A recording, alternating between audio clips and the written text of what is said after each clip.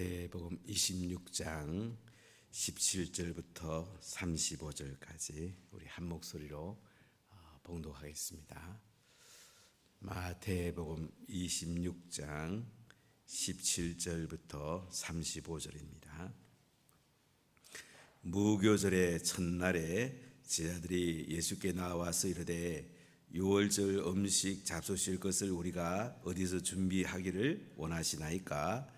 이르시되 성한 아무에게 가서 이르되 선생님 말씀이 내 때가 가까이 왔으니 내 제자들과 함께 유월절을 내 집에서 지키겠다 하시더라 하라 하시니 제자들이 예수께서 시키신 대로 하여 유월절 준비하였더라. 저물 때에 예수께서 12 제자와 함께 앉으셨더니 그들이 먹을 때에 이르시되 내가 진실로 너에게 이르노니 너희 중에 한 사람이 나를 팔리라 하시니 그들이 몹시 근심하여 각각 여짜오되 주여 나는 아니지요.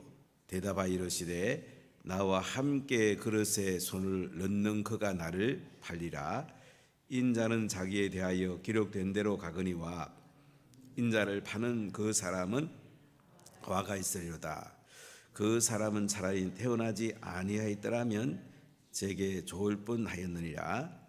예수를 파는 유다가 대답하여 이르되 라비요 나는 아니지요. 대답하시되 내가 말하였도다 하시니라. 그들이 먹을 때에 예수께서 떡을 가지사 축복하시고 떼어 제자들에게 주시며 이르시되 받아서 먹어라 이것은 내 몸이라 하시고 또 잔을 가지사 감사기도 하시고 그들에게 주시며 이르시되 너희가 다 이것을 마시라. 이것은 제 삶을 얻게 하려고 많은 사람을 위하여 흘리는 바 나의 피 곧 언약의 피니라. 그러나 너희에게 이르노니 내가 포도나무에서 난 것을 이제부터 내 아버지의 나라에서 새 것으로 너희와 함께 마시는 날까지 마시지 아니하리라 하시니라. 이에 그들이 찬미하고 감난산으로 나아가니라. 그때에 예수께서 제자들에게 이르시되 오늘 밤에 너희가 다 나를 버리리라. 기록된 바 내가 목자를 치리니 양의 떼가 흩어지리라 하였느니라. 그러나 내가 살아난 후에 너희보다 먼저 갈릴리로 가리라. 베드로가 대답하여 이르되 모두 주를 버릴지라도 나는 결코 버리지 않겠나이다. 예수께서 이르시되 내가 진실로 내게 이르노니 오늘 밤 닭 울기 전에 내가 3번 나를 부인하리라. 베드로가 이르되 내가 주와 함께 죽을지언정 주를 부인하지 않겠나이다 하고 모든 제자도 그와 같이 말하니라. 아멘. 예수님의 마지막 목요일 날 베다니에서 잔치가 벌어지고 한 여인이 순전한 나드 컵을 깨가지고 예수님의 머리에 붓고 흘러내린 것을 머리털로 발을 닦았습니다. 이때 제자들이 가난한 사람에게 나눠주지 왜 이렇게 허비하느냐 했을 때 예수님은 이 여인이 참 잘했다. 장례를 잘 준비했다고 하시면서 복음이 전해지는 곳에는 이 여자가 행한 일도 기억되리라고 말씀했습니다. 이 이야기는 사복음서에 다 나옵니다. 중요하다는 얘기죠. 한 여인의 옥합을 깨뜨리고 예수님을 장례를 준비하고 자신을 다 쏟아부어서 예수님을 사랑했던 한 여인, 목요일날 있었던 이야기고 이때 가룟 유다가 대장들을 찾아가 가지고 이제 예수님을 넘겨주려고 은 30을 받고 기회를 찾고 있습니다. 이제 무교절 첫날 목요일입니다. 이제 목요일 저녁에 유월절 잔치가 열리게 되는데 이때 유월절 잡수실 것을 우리가 어디서 준비하길 원하십니까? 이게 제자들이 예수님께 물으니까 오늘 18절 읽어볼까요? 이르시되 성한 아무에게 가서 이르되 선생님 말씀이 내 때가 가까이 왔으니 내 제자들과 함께 유월절을 내 집에서 지키겠다 하시더라 하라 하시니. 예수님은 제자들에게 성 안에 들어가 보면 준비된 집이 있다. 그 집에 가서 제자들과 함께 선생님이 유월절을 지키겠다고 그렇게 말해봐라. 제자들이 예수님이 시킨 대로 유월절을 준비합니다. 그 집에 가서 이제 유월절을 잘 준비합니다.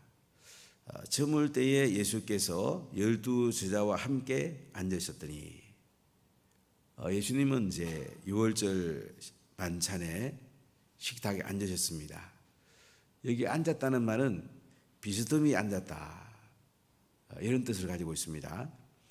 그러니까 로마 시대는 식사할 때에 이렇게 우리가 식탁에 그냥 이렇게 반듯하게 앉는 게 아니고 비스듬히 누워 앉아가지고 이야기하면서 이렇게 식사를 했습니다. 최후의 만찬 그 레오나르도 다빈치 그림이 사실은 잘못 그려진 거죠. 원래는 비스듬히 이렇게 누워 있어야 돼.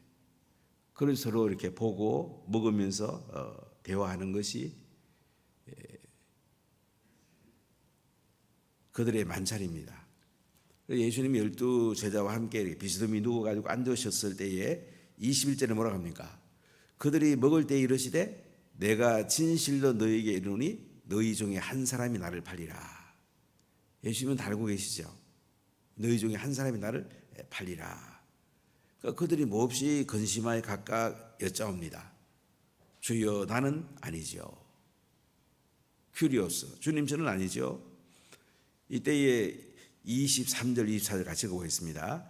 대답하여 이르시되 나와 함께 그릇에 손을 넣는 그가 나를 팔리라.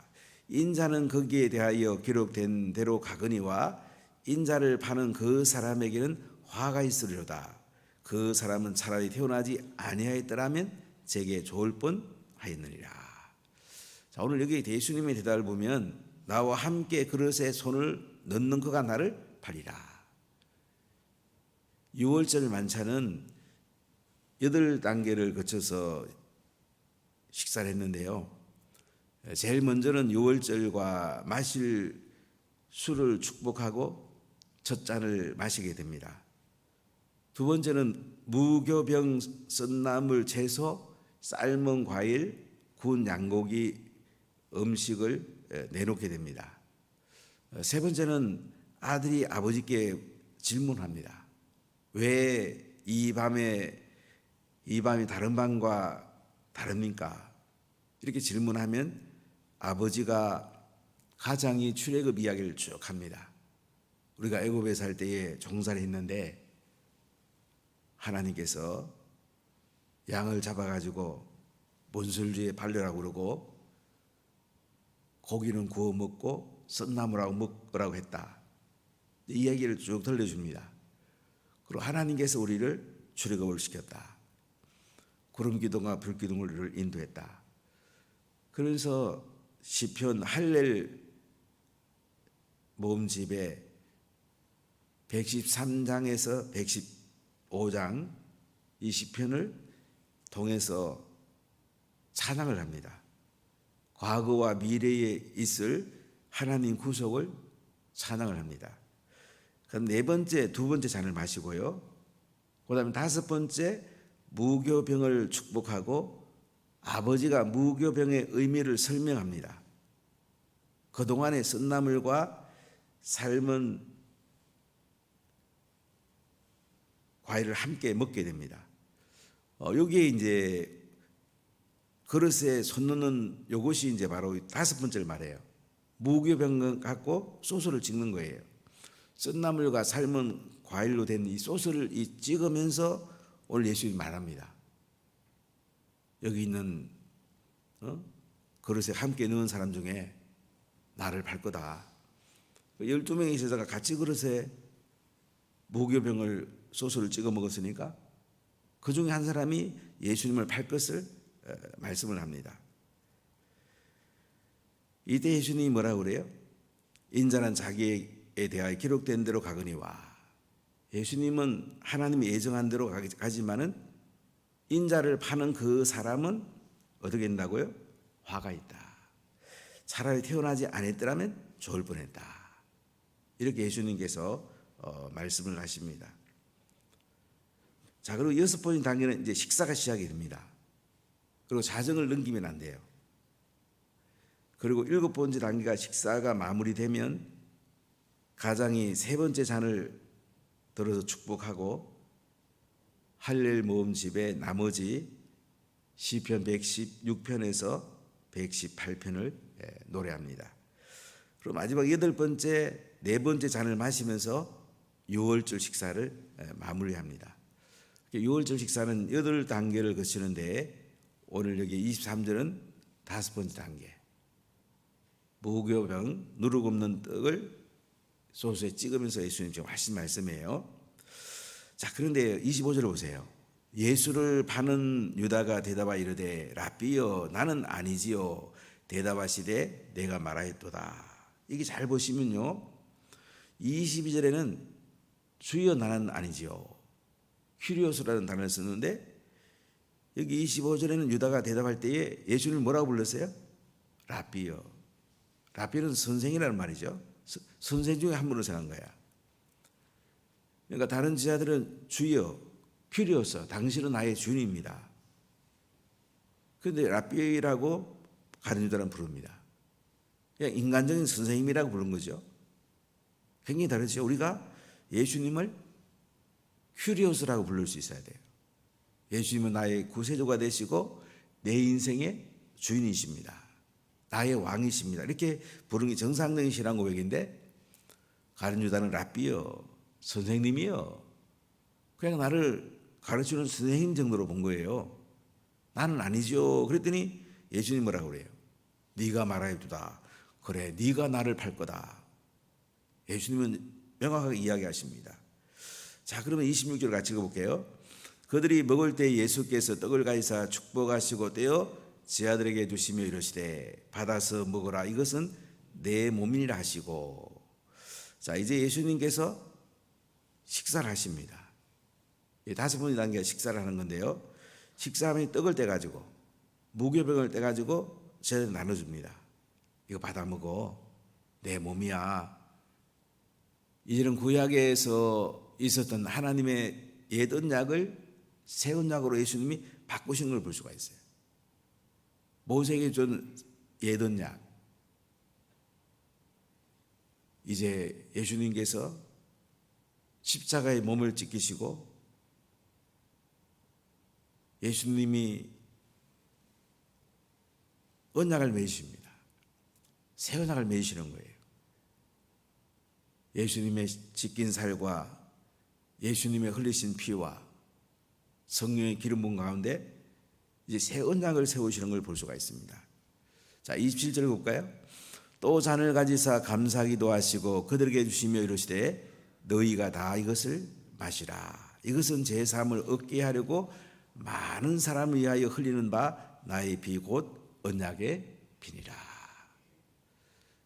예수님께서 언약의 피로 새 언약을 세우십니다. 구약에서는 짐승을 피를 가지고 제사를 지내죠. 제단에 절반을 뿌리고 절반은 백성이 뿌립니다. 그런데 예수님은 십자가에서 친히 어린 양이 되셔서 살을 찢기시고 피를 흘리시면서 새 언약을 세우시는 거예요. 이제는 짐승을 안 잡아도 되는 예수님의 살과 예수님의 피로 세워지는 이런 언약을 세우십니다. 그래서 떡을 떼어주시고 잔을 주시면서 예수님과 우리 사이에 새 언약을 맺으셨다. 이렇게 말씀을 합니다. 이 성찬의 떡하고 잔의 의미가 개톨릭은 화채설이라는 게 있는데요. 그러니까 이 자체가 이제 성찬의 떡과 잔이 예수님의 살과 피가 된다. 이렇게 봅니다. 루터라는 사람은 공제설이라는 걸 주장했는데 이 예수님의 떡과 이 피 가운데 이제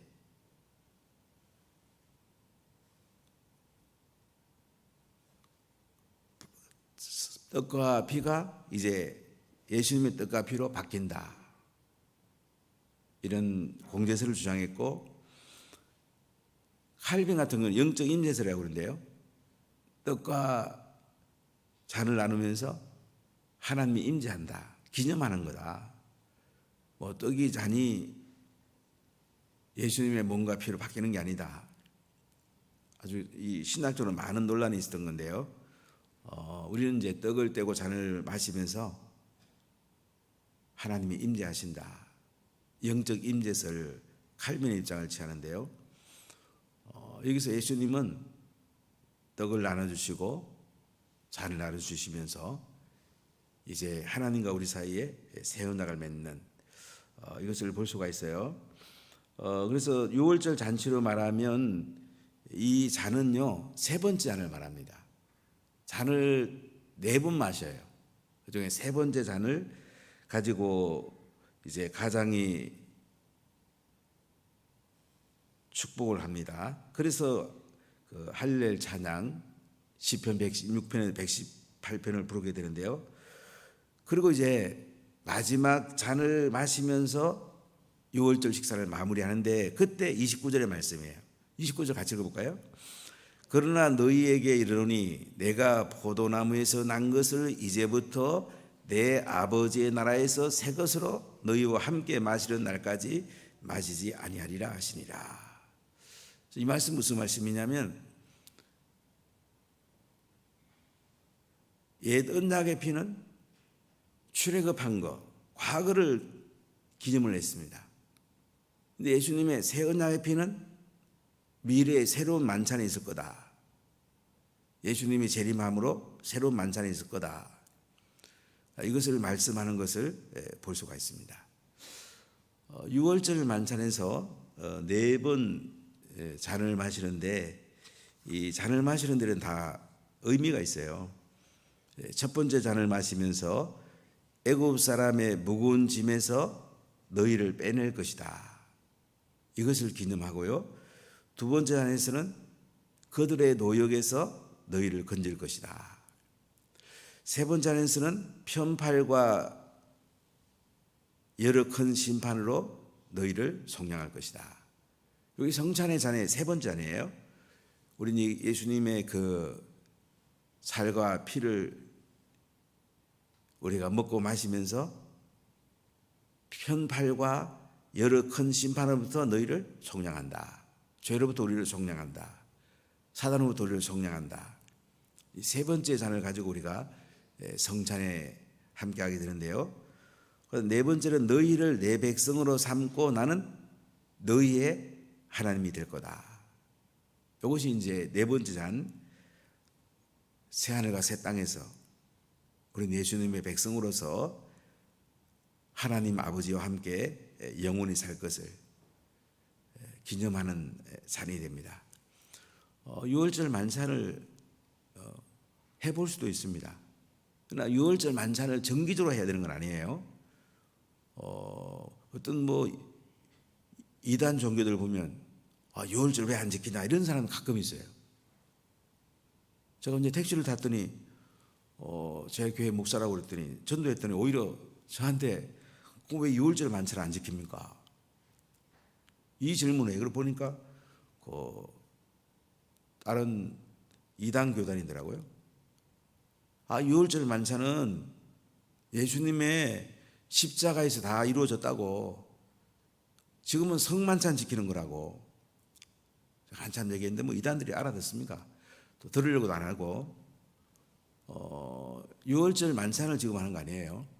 그냥 우리가 6월절 만찬은 이렇게 성찬의 의미를 좀 더 잘 깨닫기 위해서 할 수는 있어요. 그러나 6월절 만찬을 꼭 해야 된다, 이건 잘못된 거죠. 왜냐하면 십자가에 다 이루어진 거니까. 우리는 지금은 이제 성찬에 떡을 떼고 잔을 마시면서 예수님의 십자가의 그 은혜로 우리가 구원받음을 감사하고 찬양하는 것이 성만찬이죠. 코로나가 좀 저거되면 성만찬을 하면 참 좋겠는데요. 우리 성만찬 굉장히 중요합니다. 은혜를 받는 길이 이제 우리가 말씀을 통해서 은혜를 받을 수 있고요, 말씀은 귀로 듣는 거잖아요. 성만찬은 먹는 거죠. 또 먹는 걸 통해서 우리가 하나님의 은혜를 받을 수가 있습니다. 자, 30절을 보세요. 이에 그들이 찬미하고 감람산으로 나아가니라. 이제 예루살렘 성에서 찬미하면서 그들은 감람산 쪽으로 기도론을 이제 지나가고 있는 거예요. 그 당시 기도론은 이제 성 안에 자지 못하는 사람이 텐트를 치기도 하고요. 지금도 가보면 이제 그 예루살렘 성에서 감람산 그 사이에 기도론 시내가 있죠. 그 가까운 데 또 겟세마네 동산이 있고요. 예수님 이곳으로 제자들과 함께 찬미하고 감람산, 올리브가 많은 이 산 쪽으로 나아가고 있습니다. 자, 그럼 31절 보세요. 그때 예수께서 제자들에게 이르시되 오늘 밤에 너희가 다 나를 버리리라. 기록된 바 내가 목자를 치리니 양의 떼가 흩어지리라 하였느니라. 예수님은 기도론 시내로 가시면서 제자들에게 오늘 말씀하는 거예요. 오늘 밤에 너희가 다 나를 버리리라. 얼마나 예수님 고통스러운 이야기입니까? 내가 목자를 치리니 양의 떼가 흩어지리라 하였느니라. 스가랴 13장 7절을 인용합니다. 그래, 구약에 스가랴에서 봐라, 내가 목자를 치니까 양 떼가 흩어진다고 안 그랬냐? 내가 십자가에 달릴 때 니들은 다 도망갈 거야. 이렇게 예수님이 말씀을 하세요. 그리고 32절 볼까요? 그러나 내가 살아난 후에 너희보다 먼저 갈리려 가리라.